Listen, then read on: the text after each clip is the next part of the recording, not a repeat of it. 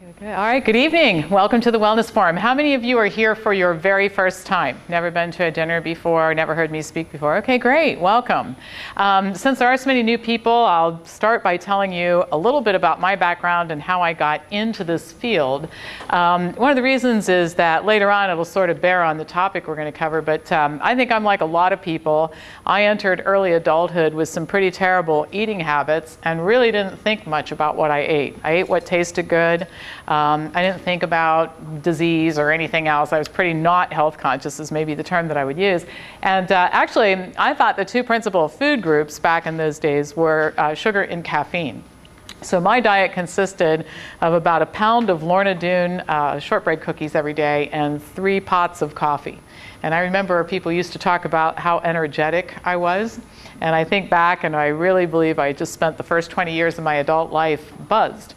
And then I really was not interested in exercise at all. So I had developed a number of ways in which to avoid all movement. And one of them was I would, for example, put my garbage cans on the hood of the car and drive them to the street, because that was a way you could avoid any form of movement. So unlikely person to be in the fitness business and health business. But this becomes important. I tell people if I can change my ways coming from that background, I think almost anybody can who wants to, and we can certainly show you how. So I'm real lucky, because when you hear stories like this, often the reason somebody develops a new idea about health or pays attention to the diet is they get sick. And I was real lucky. That's not what happened to me. What happened to me is I inadvertently came across an article in a magazine that talked about diet and health. And I knew my diet wasn't very good. It kind of made me curious. I talked to some other people, and a woman loaned me a book written by Dr. John McDougall. And I don't know how many of you have heard of Dr. McDougall. He's a medical doctor in California, and he's been in practice for about 35 years. And this book was all about how he used diet to cure disease. And I sat up all night and read this book, and I was astounded that this guy was reversing type 2 diabetes, multiple sclerosis, coronary artery disease, etc. And I thought to myself, you know what? I bet all the people who have MS would like to know that they could do something to stop the progression of their disease. I bet all the people who have diabetes would like to know that they could get rid of it, type 2 diabetes. And I sort of wondered why everybody didn't know about that. But it made me curious enough, and I got excited enough about the information that I decided to pursue some education, and eventually accidentally stumbled on what became the Wellness Forum. So I had gone back to school, and as you might imagine, a lot of people were curious about what I was learning. It seemed like people were always asking me questions about diet and health. And so being busy, I thought, well, what I'll do is I'll have a little class in my house. I'll get all the people that are asking me questions together, and we'll just do a little evening workshop. Now, we didn't have any curriculum books or food samples, nothing like that, nothing like what you're experiencing here tonight. But 12 people came. This was in 1996. They liked it. They asked if they could come back, and pretty soon we had people in and out of my house like all the time. And that was how the Wellness Forum was born. Eventually, we leased a little office space on High Street. It's the size of the front conference room in this building, to give you an idea of our humble beginnings. And from there, we grew into the company that we've become today. We do business in 33 countries. We have thousands and thousands and thousands of members all over the world. And our principal business is teaching people how to change their health outcomes by changing their diet and lifestyle habits. And we work with individuals who want to do that through our classes. We work with companies that are interested in lowering healthcare costs, which is all of them these days. I think everybody's got a bit of a crisis mentality about the cost of healthcare. We have a foundation that works on improving children's nutrition and nutrition in the schools. And boy, if you've been in a public school cafeteria lately, you know we have our work cut out for us there. Del talked to you about Wellness Forum Foods. We own the Wellness Forum Institute for Health Studies, which is a school that is approved by the state of Ohio to grant certificates and diplomas in health-related occupations. And we do two things principally. We train nutrition professionals, and we also have a certification program for doctors and healthcare professionals that want to learn how to use these concepts in their everyday practice. So that's just a quick overview of the things that we do here. One thing that I think has been very exciting in the last couple of years is we've been in business for 16 years now. It's hard to imagine the time's gone by so fast. And for a long time, we did this in relative obscurity, but now, for one thing, the internet's sort of gotten everybody connected, and a lot of people are working together, and we have a lot of online communities. I think that's been really good. And then Forks Over Knives hit the theaters last year, and boy, did that spread the message quickly. How many of you have seen Forks Over Knives? Yeah, and you know what's interesting, I spoke at a conference in Indianapolis earlier today, and I was just one speaker on a day-long program. And when I was introduced, the guy that introduced me asked how many people had seen Forks Over Knives, and in a pretty uninitiated audience, I mean, they weren't coming to hear just me, but a lot of other people. It was amazing how many hands went up. So I think that's done a great job of spreading the word about the power of nutrition. So what we're going to do tonight is we're going to talk a little bit about nutrition information, healthcare philosophy. I'm going to give you some tips, things I think you can start doing right away to change your diet and lifestyle habits and improve your health, and then we'll have some time for questions and answers at the end. And as Del said, if everybody's good, you get chocolate pudding for dessert. So good incentive to make sure no cell phones go off and all that good stuff. So anyway, let's get started. I think it's fun to start a workshop like this by maybe some questions. And if you've been through our course, let the new people take a shot at answering. But true or false, olive oil is a healthy food? What do you think? True? Okay, true. And we got a couple trues, couple falses. Actually, the answer is false. And the reason is this. Oils, all of them, olive oil, canola oil, soybean oil, it doesn't really matter which one, have 130 calories per tablespoon and 14 grams of fat. Has anybody ever really thought about that? And I'll tell you how weight-promoting oils can be. If I were to add an oil-based salad dressing to my diet just once a day, within a year, I'd gain 36 pounds if I didn't change anything else. That's a lot, don't you think? And there's, in fact, a lot of hidden fat and calories in people's diet coming from oils. There are some other problems with oils. One is that they contribute to atherosclerotic plaques. We know that those plaques have mono and polyunsaturated fat as well as saturated fat, blood flow constriction. And so for those and other reasons which we spend some time in our classes going through, we recommend that people get rid of the oils in their diet. We'll show you how to do it. But that means all oils, and that's olive oil, canola oil, palm oil, coconut oil, fish oil, Udo's oil, flax oil, soybean oil, peanut oil, and just in case you were wondering, motor oil, okay, all oils out of the diet. All right, so moving on. Lower fat dairy products are better for you than full fat dairy products. Better to cut out the fat. You're exactly right. Some of you guys are pretty savvy here. See, what happens when you lower the fat in dairy products is you increase the concentration of the protein.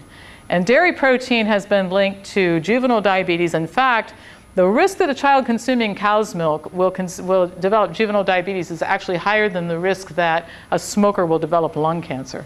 So we have the connection between cow's milk and juvenile diabetes, asthma, allergies, constipation, chronic infections, osteoporosis, which might surprise you since it's marketed as a bone-building food, multiple sclerosis, autoimmune diseases, breast and prostate cancer. Gosh, other than those things, it's pretty good stuff, right?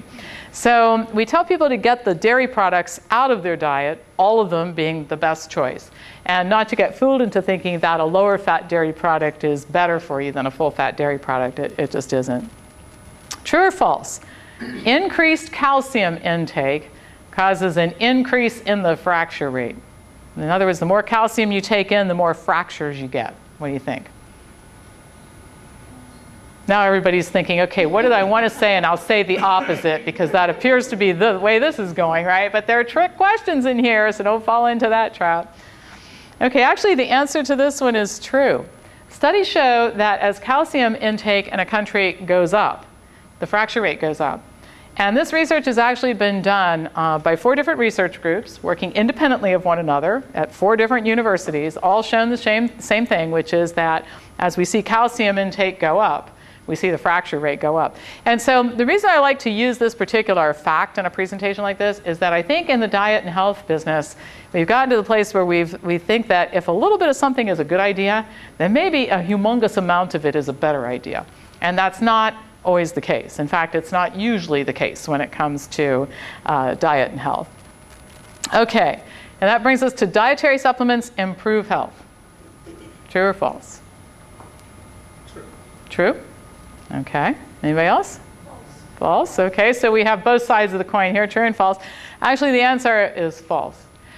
And there are several things I guess we could talk about, and we spend a lot of time on this in our classes. But the first thing is we really don't have very good evidence showing that dietary supplements prevent, stop, or reverse disease. And would everybody agree that's the whole reason to engage in this discussion? In other words, unless you were just looking for something to do tonight and you were a little bit lonely and heard we had good lasagna, you're here to find out about how we prevent, stop, and reverse disease, right? So we don't really see very much evidence supporting the idea that dietary supplements do that. They sometimes can manipulate a biomarker or two, but that doesn't necessarily mean we end up with long-term health outcomes that are better. One thing that's really concerning is the growing number of studies that are showing that they actually have side effects. And actually, when you think about it, it's impossible to manipulate one biomarker without having something else change too. And one good example I can give you is a study that was called the Folate After Coronary Intervention Trial, where they took patients who had had angioplasty and they gave half of them folic acid supplements and half of them placebo. And you've probably heard folic acid is good for your heart, right? So it sounded like a great plan. Yeah, except it wasn't, because the people that were taking the folic acid, their arteries were actually clogging up a little bit faster than the people who were taking the placebo, so they had to stop the study. And we won't go into more detail on that, but I can give you lots and lots of studies like that that have shown that the supplements were not just benign. In other words, some people think you just take them for insurance, like can't hurt myself, but that they can be harmful. True or false? Sugar consumption is a major contributor to the development of type 2 diabetes. True? Anybody else? False? We got a true, we got a false, and the answer is false. Believe it or not, the leading dietary factor that contributes to the development of type 2 diabetes is dietary fat. And one of the reasons is that people who consume a very high fat diet, their cells get filled with fat. And when that happens, insulin can't get glucose into the cell. And so a good comparison I can give you, it comes from my friend Dr. Neil Barnard. I'm quoting him here. But he says, you know, tonight if you go home and you try to put the key in your front door and open the lock, and somebody put gum in the lock while you were here, you wouldn't be able to make the key work, correct? Okay. Now, you can go in and out the kitchen window. That's one strategy for dealing with the issue. Or wouldn't it be better to get the chewing gum out of the lock? Okay, so when you therefore go on, if you're diabetic or pre-diabetic, when you go on a lower fat diet, we get all that fat out of the cells and they become a little bit more sensitive to the effects of insulin. And that's one of the ways in which we begin to reverse type 2 diabetes, when we see people change their diets in the right way. And then here's the last one. Genetics has little to do with whether or not you develop certain diseases. True or false? True? Anybody else? Actually, true. Genes are responsible for 2 to 3% of your health outcomes, and guess what the rest is all about? The choices you make, the diet and lifestyle choices you make. That's exactly right. And it's not to say that genes aren't important. First of all, it's why I'm 5 feet 7 inches tall and somebody else in the room has blonde hair. And it is true that people have genetic predispositions to develop certain diseases. Everybody in here has a genetic predisposition, or 2 or 3 or 5, to develop heart disease or diabetes or autoimmune diseases. But what determines whether or not you're going to develop those diseases is diet and lifestyle choices, which dictate genetic expression. So I come from a family where several diseases are prevalent, ranging from obesity and rheumatoid arthritis to heart disease. I don't have those things right now, but I can assure you that if I made up my mind to adopt the eating habits of some of my family members, I could eat my way into obesity and rheumatoid arthritis and heart disease within a very short period of time. All right? And I've always been an overachiever, so I'm really confident that if I wanted to develop those diseases and put my mind to it, I could do it. Just start eating a lot of animal foods and dairy products and fat and oils and that sort of thing. Okay, anybody hear something that they had not heard before? A few of you learned something new. And did it cross your mind that why don't most people know about these issues? I mean, back to my original thoughts when I was reading John McDougall's book. Why doesn't everybody know about this? Well, I think Americans are deluged every day with a lot of misinformation about diet and health. And does anybody want to guess what causes this misinformation? Conflicts of interest revolving around money. Has anybody heard that money buys influence, or is that a new idea in this group today? Yeah, we sort of know that, right? Okay.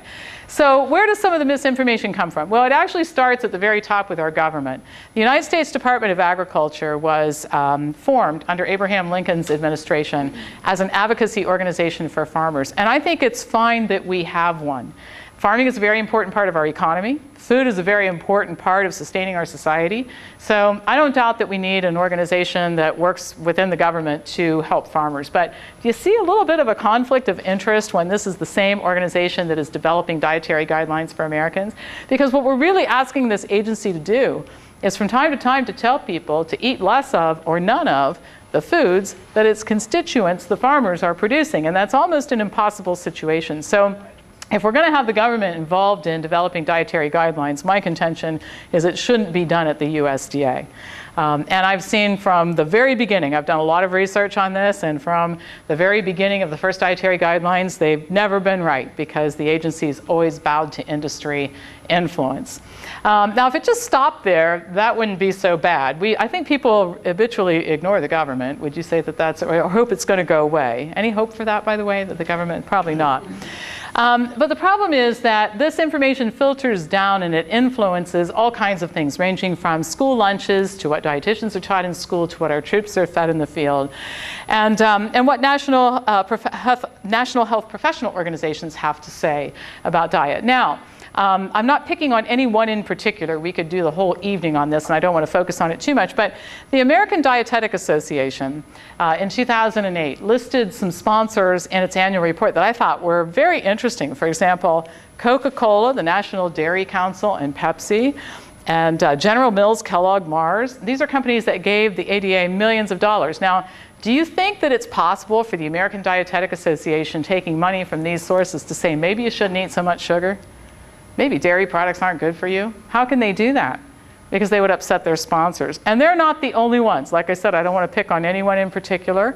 There are many disease groups that are sponsored by industry. For a year and a half, the health tip of the day on the American Diabetes Association's website was sponsored by Eskimo Pie. Now, there is some good food for diabetics, all right? And they took $1.5 million from Cadbury Schweppes, which is the third largest maker of soft drinks in the world, and also makes those Cadbury Schweppes eggs that you get at Easter. More great food for diabetics, right? But they're not the only ones. The American Heart Association operates a heart checkmark program to approve foods. And in February of 2010, it's still on there, by the way, I check every once in a while, the approved products list included Kansas City seasoned beefsteak and Butterball original deep fried honey turkey roast. And boy, there is some good food for people with coronary artery disease. Now, there are some very well-meaning people who work for these types of organizations. But again, the conflict of interest, it puts them in an untenable position, makes it almost impossible for them to give you the right information. And then there's a blurred line between advertising and science. And a lot of times people don't understand that things are bought and paid for. You see a lot of commercials on TV with people in white coats and that sort of thing. Misreporting by the media, has anybody ever heard of that happening before, or is this your first exposure to that concept, right? It happens all the time. And then last but not least, misinformed but very well-meaning health professionals who sometimes don't know much about nutrition. I mean, I'm sad to tell you, this hasn't changed much, that medical doctors don't get much nutrition training in school. One of the best schools in the country gives doctors actually 17 classroom hours. Notice that was classroom, not credit hours. So when doctors don't know so much about nutrition, it's a little frustrating, but we can't really get too terribly mad at them because they're somewhat victims of their own training. And that's true with many, many types of healthcare professionals. So I think it's very important to get information from reliable sources, and I'm very proud to tell you that in the 16 years that we've been in business, this company and I have never taken money from any manufacturing company, agricultural organization, lobbying group, or anybody in return for statements or anything like that about products or services. That independence is what allows me to talk to you the way that I'm talking to you right now, because obviously I couldn't have made a lot of those statements if we were concerned about sponsors, but I don't work for sponsors. I work for you. I work for the members of the Wellness Forum and the companies that hire us to help them lower health insurance costs. And we like that independence, and we're definitely going to keep it that way. And by the way, if you go to our website, you'll see that right on the front page it says research and science, not stories and advertising. And that's a very, very important distinction right there. Okay, so let's talk about some good news. I really do think it's important to understand why we say a lot of things that are very different from what you hear in other types of venues. But let's talk about some good news. And the good news is, we know this part, the right diet and lifestyle can prevent diseases. I don't think you're going to find anybody who is awake in America today that doesn't understand that you can prevent bad things from happening if you do the right things. But I'll tell you the part of the message that we have to get more people to know about is that you can stop and reverse diseases if you adopt the right diet. Isn't that an exciting concept? Because I think most people develop type 2 diabetes or coronary artery disease and they think, well, I'm sort of stuck with it, and they get into what we call management mode, We're going to learn how to manage the disease better, but you can actually get rid of those diseases. And that brings us to a very interesting study I'll share with you. It's done right here in Ohio, up at the Cleveland Clinic. Dr. Caldwell Esselstyn, some of you might have heard of him or seen him speak at our conferences, actually came from a really traditional healthcare background. In fact, at one point, he was head of the breast cancer surgery department or unit at the Cleveland Clinic. And then in 1985, he went off on a little bit different direction. He took 24 patients who had collectively experienced 49 cardiovascular events. These were pretty sick people. I won't read the list to you, but you can see it here. And in fact, they were so sick that 5 of these people were told that they would not live until the end of 1985. And what he did is he put them on a diet very similar to the one that we're going to talk about in just a few minutes. And a very interesting thing happened. Cholesterol dropped from an average of 246 to under 150, about a 100-point drop in cholesterol. That's pretty amazing. Disease progression had been stopped, and in some cases he was able to document reversal. And if you get a chance to look at his book, I think one of the most fascinating things in it is pictures of arteries when these people became his patients that were clearly mangled and diseased, and then 2 years later, after nothing but diet, those arteries returning to normal. And you know, there is not a drug or surgery on the planet that can accomplish that at this point in time, so that was exciting. Chest pain improved, exercise capacity increased, sexual function restored. So if you saw Forks Over Knives, that was one point that one of the patients made. But here was something very interesting. No further cardiovascular events or procedures, no more drugs. The people who stayed on the diet basically ended up remaining healthy people, and all 5 of them who were told that they would not live until the end of 1985 still with us today, and 2 of them were in the film Forks Over Knives. Pretty remarkable results. Now, what happened is 6 patients left the study because they thought it was hard. And I'll come back to that in a second. But what happened to those 6 patients was there were 4 cases of chest pain, 4 bypass surgeries, an angioplasty, a congestive heart failure, and a death. So we had 11 events in the 6 people who quit. We had 0 in the patients who were compliant. Now, we don't even need to call a statistician in to analyze the results. We sort of get the picture, right? But one thing I want to point out is these patients left the study because they thought it was hard. And I guess hard is a subjective type of word. Because see, what I think is hard is bypass surgery and death. How many people would agree with me? I think eating veggie lasagna and running, lots harder, lots easier than bypass surgery and death. I mean, that's just me. You may call me crazy, but those are my thoughts on the matter. Now, what makes Dr. Esselstyn's results even more incredible, in my opinion, is if you take a look at the medical profession's results. When people go to traditional cardiologists, traditional doctors, and get traditional medical care, we see that the outcomes are not quite so good. Many studies show that cholesterol-lowering drugs don't really reduce the risk of heart attack very much. Now, here's a trick question. If you look at the package insert or the online information on the drug's website, what is the percentage of reduction of risk for somebody who takes Crestor? What can they, how much risk reduction can they experience, heart attack or death from heart disease? Anybody want to guess? 3%. It's 1.2%. You were close. Okay. Now, has anybody looked at the list of side effects? They're pretty long. Do you think it's worth all those side effects for a 1.2% reduction? Maybe not so much. Do you think most people know that? Probably not. That's why they take the drug. And you know, the risk profile, it differs from drug to drug, but none of them are actually very good at all.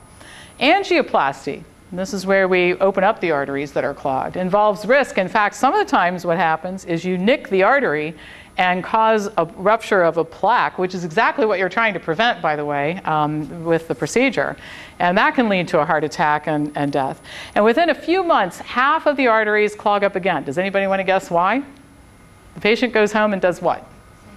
Same eating habits that caused the arteries to clog up in the first place. And nobody's really talking to these people in any meaningful way about the right way to improve their diet.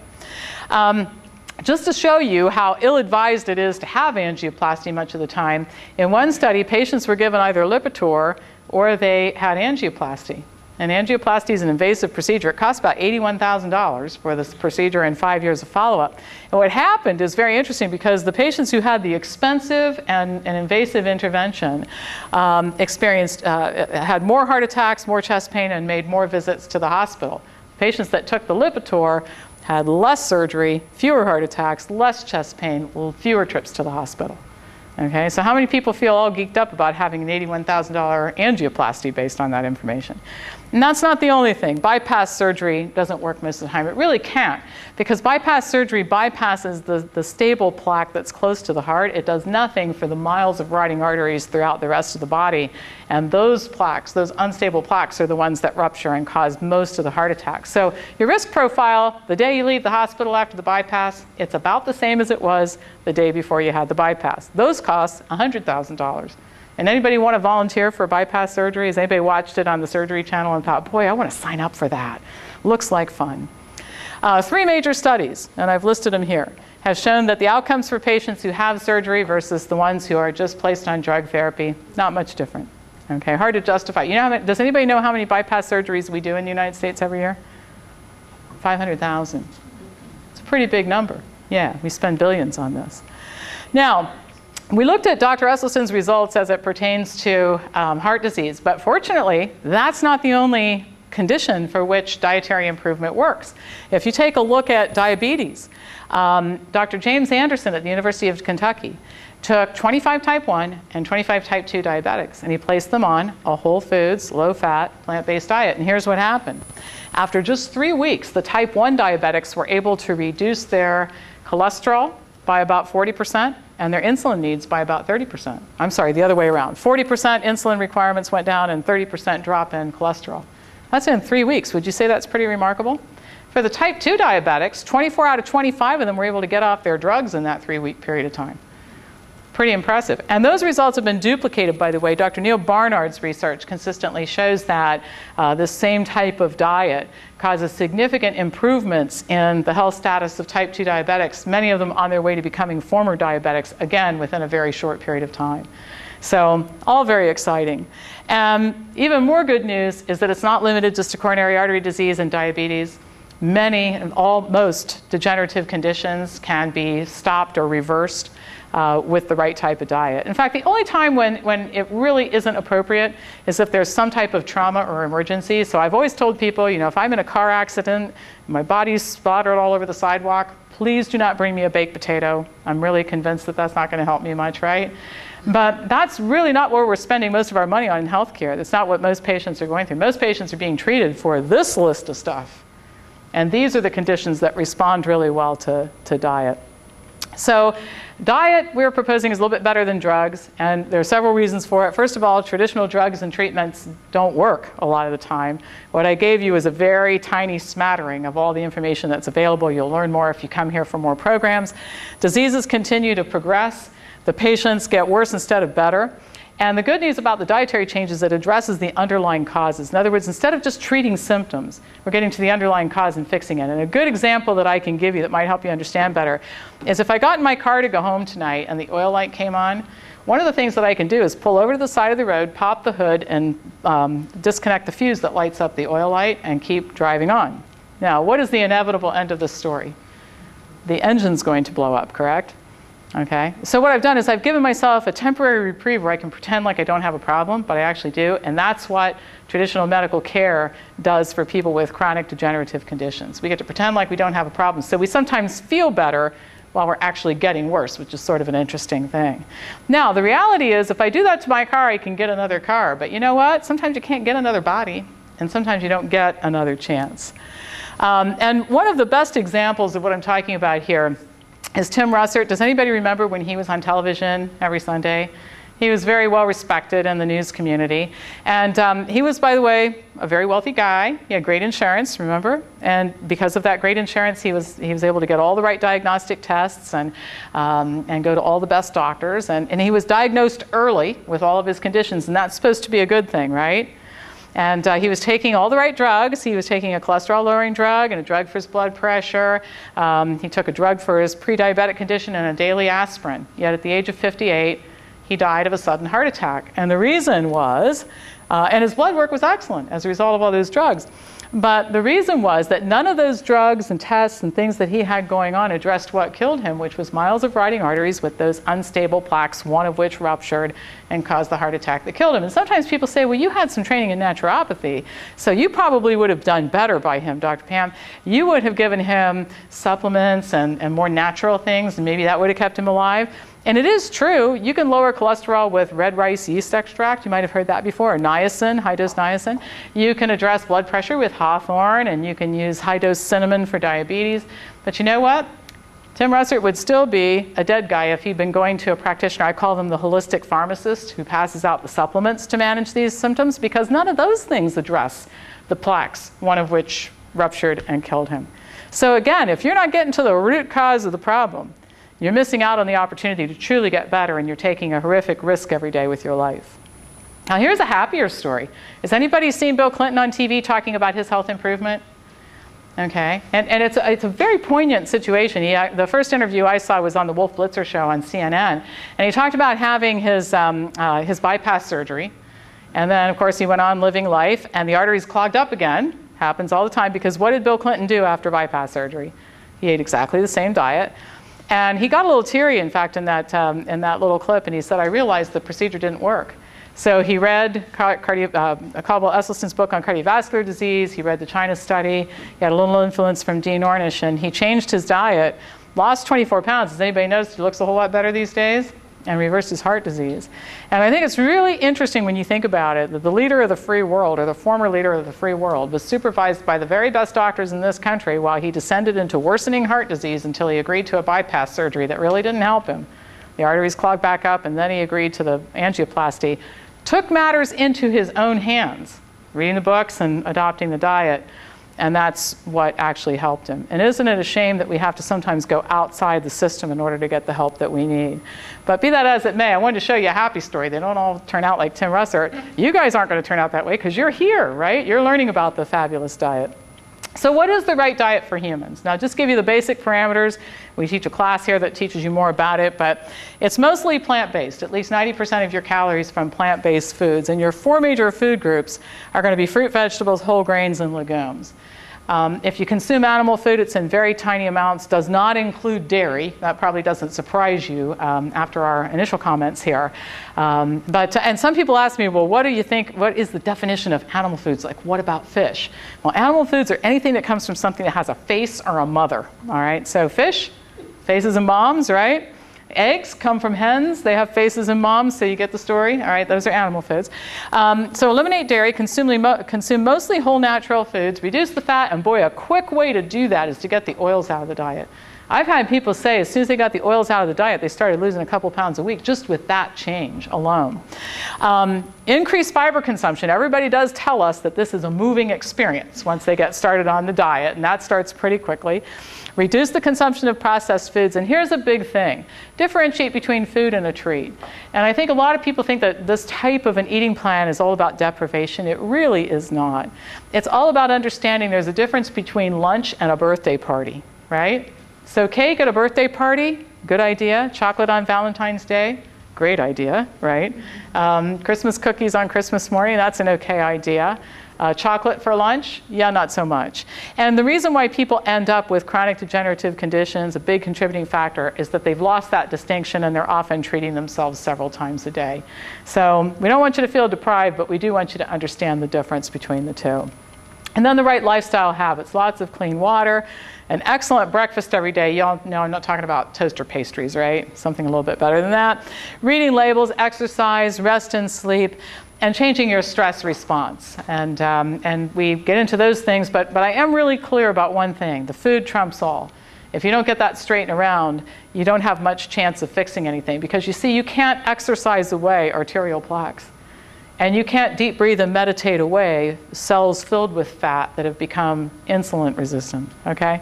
That's all about the diet, so you have to get that taken care of first. So, has anybody here ever been what I call nutritionally confused? You've heard a lot of different people talking about nutrition, and they all say different things, and so you might be wondering, all right, so what makes this idea better than some others that I've heard? Well, I'll just very quickly give you an idea. We spend more time on it in our classes. Population studies is one thing. You know, there's 7 billion plus people right now living on the planet. You know, all of them don't have arthritis and autoimmune diseases and cancer and heart disease like we do here. And there are some distinct differences in their eating patterns. They tend to eat more of a whole foods, plant-based diet. Now, does anybody know why they eat that way? Pardon me? They're poor. Yeah, it's economics. So the reason why people in rural China are doing better than us in certain areas of health measurement like chronic disease is not because a bunch of people got together in the middle of China and said, hey, let's come up with a healthy diet for Chinese people. We'll go tell the others, right? The reason is because they don't have a lot of money. So they eat locally grown plant food. And their poverty actually protects them a little bit. But you see, in the United States, we have a lot of money here, and we can eat animal foods 2 or 3 times a day. We can get stuff out of a vending machine. We can live on soft drinks. We have that opportunity that doesn't exist in some other places. Some people call it a benefit. Maybe not so much. Another piece of evidence that we have, and if you're going to read one book ever on diet and health, it should be this one, the China Study, written by T. Colin Campbell. His early research, I'm going to summarize it for you, was conducted at Cornell. And what they were doing with lab rats is they would administer aflatoxin to them. And then they fed them varying diets. And what they found is that when the rats were given a diet of 5% animal protein, they didn't develop cancer. But at 20%, 100% of them developed cancer. See, this is another one where we don't need a statistician to tell us much, right? We got that down pat. All right. So, and then when they reverted those 20% rats down to 5% of calories from animal foods, the tumors started to go away. So they were switching cancer on and off in the laboratory by manipulating the amount of animal protein in the diet. The same cancer-promoting effect wasn't observed for soy and wheat protein. At no concentration in the diet did those proteins cause cancer. So it was strictly, or promote cancer, I should say, it was strictly the animal protein that was the problem. And by the way, for the record, the protein they were using was organic dairy protein in the lab. Another reason why you might want to rethink your milk eating, drinking, and cheese eating strategies. Now, how Campbell got a chance to look at how this might apply to a human population was in the 1970s. The premier of China was dying of cancer, so he was very interested in it. He did something that has never been done before. He recruited 675,000 researchers to survey 800 million plus people to determine the death rates from 12 different types of cancer. What was very interesting is that cancer rates differed in China. We're talking about an ethnically pure population. Nobody was moving in and out of China at the time. And the cancer rates were very, very different between one region and another by multiples of 100, 200, 300, 400%. That's a lot.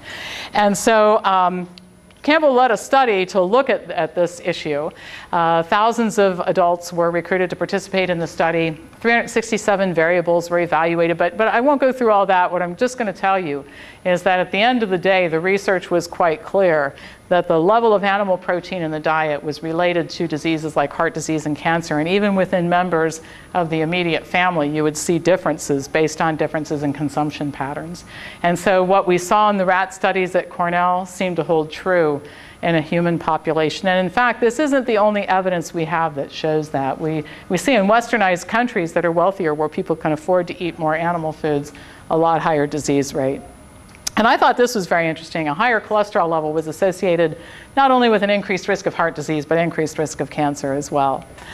Now, one thing people ask about, I want to come back to this genetic issue that we talked about in the beginning, because it really is hard for people to believe if they have 13 people with type 2 diabetes in their family that they're not just destined to get it.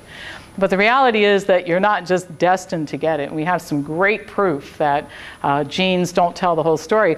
Some of that is in the form of migration studies. We know that when people move from an area of the world where they experience pretty good health to an area of the world like the United States where we have pretty bad health, guess what happens to them when they get here? Their health declines just like ours. In fact, it takes about a generation to duplicate our obesity and disease rates. So I've always asked people, do you think when people move here from Japan, as they're flying over the Pacific Ocean, their genes are somehow changing on the airplane? Or do you think it's that when they land in San Francisco, they head to the closest fast food restaurant and they become like Americans and they start eating the way that we do? And of course, it's the latter. Studies of identical twins, and again, there are a lot of citations for this type of stuff in your curriculum book, but studies of identical twins show that health outcomes are based more on choices, dietary habits and lifestyle choices than genes. And doctors who treat patients with what we call diet-centered medicine all report the same thing, which is that compliance on the diet, like what I showed you with Dr. Esselstyn's research, much more significant in determining the outcomes than genetic history. And we watch people routinely eat their way out of disease conditions in spite of the fact that the disease is run in their families and other family members have those conditions. So if you're interested in learning more about this, does anybody think there's maybe a little bit more to learn than what you heard tonight? Okay, just a little bit? All right. So if you're interested in learning more, what you want to do is become a member of the Wellness Forum. And what we give you, and some people might do this remote, some people might do it in a center like the one that you're in right now, but what you get to do is take our Wellness 101 course, which we call it our Science and Skills course. We provide you with a curriculum book, DVDs that you can watch at home. You can come into our center and take health intensives and classes live. In fact, we have a cooking demo for members tomorrow night from 7 to 9, which would be an example of something you could attend here. If you live outside of Columbus and you're visiting from someplace else, you can participate in our teleconference series for Wellness 101, where we go into discussion groups and you can discuss some of the material. And then we have conference calls and workshops every week. So for example, last week we had Dr. Joe Keon, who's written a great book called Whitewash on compiling a lot of research on dairy. He was our guest speaker. Has anybody heard of Lindsay Nixon, the Happy Herbivore? She's going to be a speaker on one of our conference calls next month. So almost every week we have something like that. Conversations with Dr. Pam, where you get to ask me questions, conversations with Chef Del. This is all done by telephone, so you can put the kids to bed, get in your jammies, curl up with the telephone, put the cat on your lap, and participate in some learning experiences, right? Doesn't get much better than that. And then we record all those workshops and we post them on our members-only website. So we now have about 80 hours of material that you can go to our website and listen to anytime you want to. And by the time you've listened to that 80 hours, we'll have posted another 10. You'll never run out of stuff to do, I promise. So lots of learning experiences there. I have a weekly newsletter that goes out every Monday, and Rose will pass out a clipboard. If you'd just like to be on the mailing list, this is free. It goes out every Monday with a lot of content addressing some of the types of issues that we talked about in the workshop tonight. Our foundation I mentioned, our school I mentioned, the Wellness Forum Institute for Public Policy. We work on issues in all 50 states and at the federal level, ranging from school lunches to USDA policy to licensure laws, et cetera. So we try to make improvements in government. Not an easy thing to do, I might add.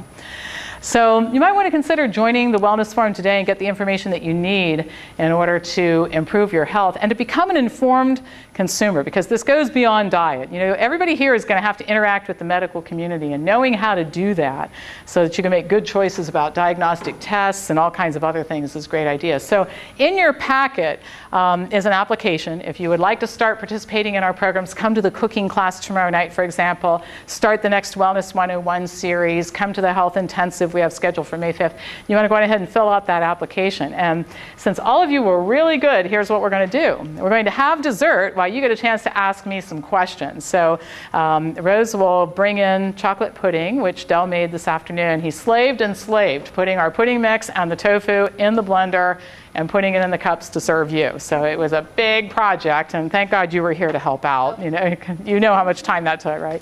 But I think you'll enjoy it. So while we're getting the pudding for you, who has a question that they would like to ask? Yes? Is the class tomorrow free? It's for members. The class tomorrow night is for members. If you are a member of the Wellness Forum, it's free. And the membership is free? No, the membership's not free. I'd love to tell you that, but somebody has to pay for this. They won't let us be here for free. So, yes. Yeah, go ahead. If we want to become a member, how much will we have to pay? We'll get to that a little bit later, okay? And the reason I'm saying that, this is being taped. So if we could kind of stick with the general questions for now. Yes? Okay, I mean, you can ask me a health question. Yeah. Okay. So when I turned to be a vegan for a short period of time, a couple of months, I got deficient on a lot of minerals and vitamins like B12. Well, you wouldn't have become deficient. In a couple of months, you can't become deficient in anything. The question is, when you begin to eat a plant-based diet, do you run the risk of deficiencies? And you don't. And the reason is you can go to a nutrient database, pick any one. The United States Department of Agriculture has one, NutriData has it, and you can start running 2,000 calories worth of plant-based food through the nutrient database look at the numbers and find a deficiency condition on anything that we measure, and you're simply not going to see it. There's no, unless you have absorption issues, if you have a gastrointestinal issue, if you're sick, you have a metabolic disorder, that would be a different story. But a person who's eating this type of diet to lose weight, unclog their arteries, address their type 2 diabetes is not going to develop a deficiency.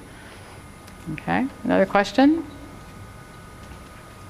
Anybody else? Yes? Is it based on like a certain calorie content? Oh, great question. Is it based on a calorie count? No, and I'll tell you why, because that doesn't work.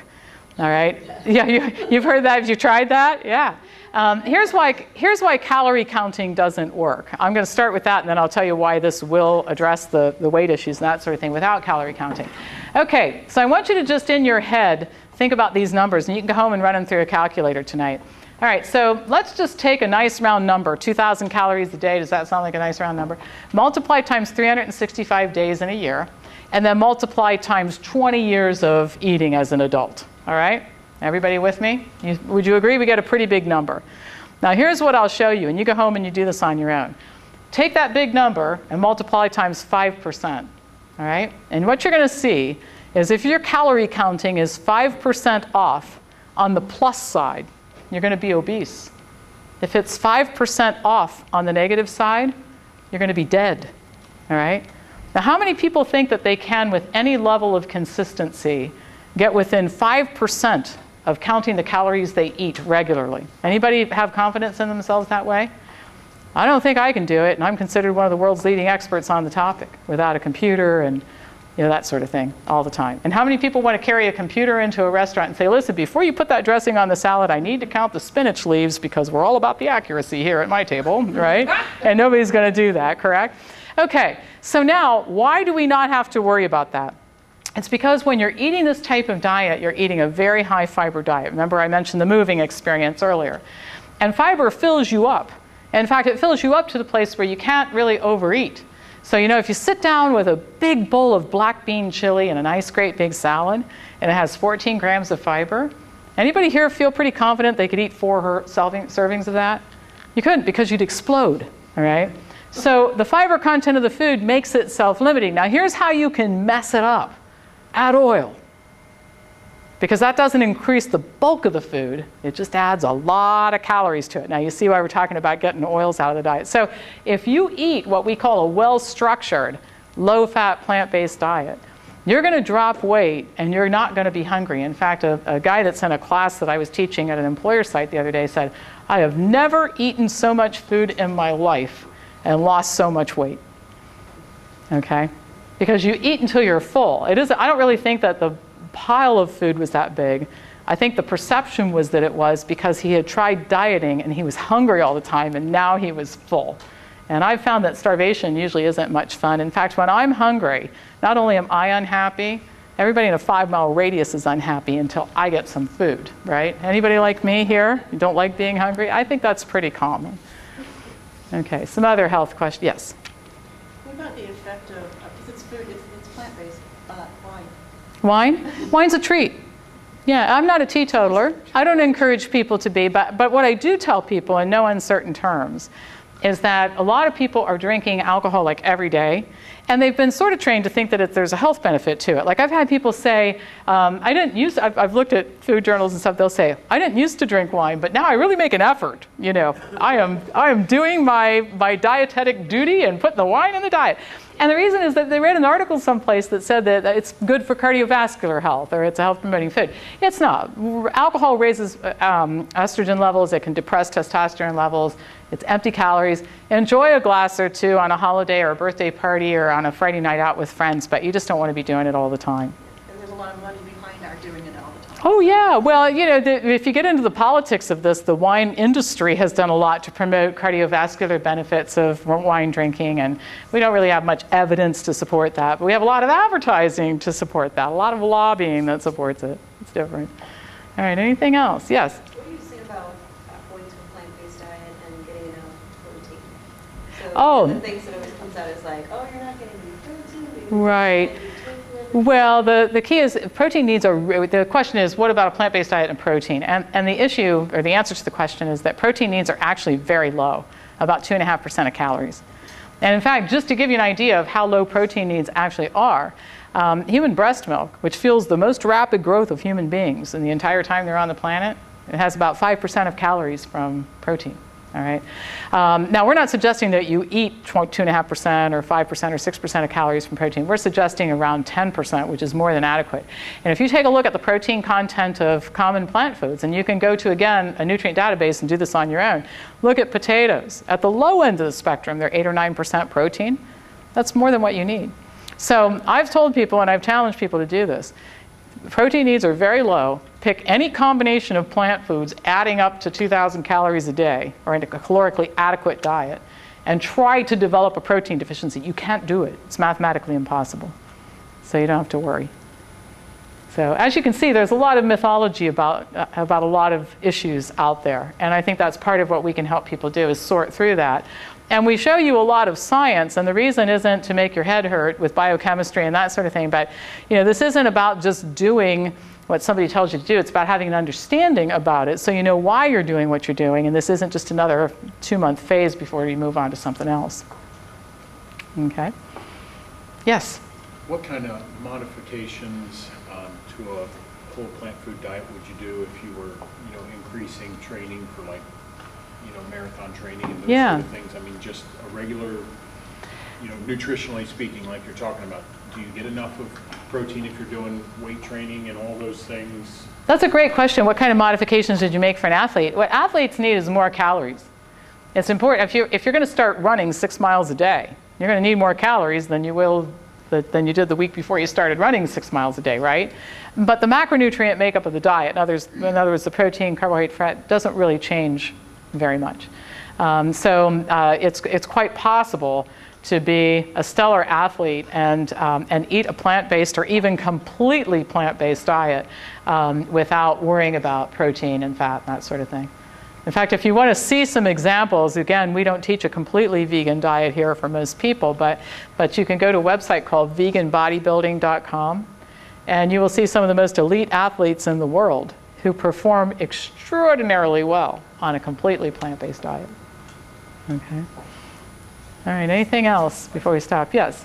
Why do you choose to use the term plant-based versus vegan? What are the differences? Well, the difference is plant-based is allows for some animal foods, vegan is no animal foods. And I think the very important point, you bring up a really good point, is that it's important for us to separate our personal choices from the recommendations based on the science. I personally choose to be completely vegan. However, we can't find any vegan populations on the planet that are thriving because they're vegan instead of eating animal foods 2 times a week. I don't think necessarily the evidence supports the idea that everybody has to totally give up animal foods in order to be healthy. I think the evidence supports the idea of ratcheting it down to the place where it's not everyday thing. I think the evidence is very strong in favor of getting rid of all dairy products, but we really don't have evidence to suggest that a relatively healthy person eating animal foods twice a week is going to impair their health in some way that makes it inadvisable to do it. So that's why we don't use the term vegan here. I think there are some people who absolutely should adopt a vegan diet. People who have advanced coronary artery disease, people who have serious weight problems, life-threatening conditions, I think that's a good idea for them. Not shy about recommending it when the discussion comes up. But I think the average person doesn't have to do that. And a reason why that becomes very important is that our goal is to teach people what to do and to get them to stay with it for a long time. And any restriction beyond that is absolutely necessary lessens your ability to get people to do this for a real long period of time. So we impose the restriction required to get the job done and not anymore. So it was an awful long answer to your question. I guess I just have a lot to say about everything. What can I say? Yes? What is your opinion about raising kids being vegan? It's perfectly fine to raise children on a plant-based or completely vegan diet if it's well-structured. And the reason I keep using that term well-structured, that might make you a little bit curious, is because you remember when Del was talking to you a little bit before I started? He was telling you about when he came here, he weighed close to 500 pounds. He was eating a plant-based diet. But you might know that potato chips, beer, and scones are plant-based foods, right?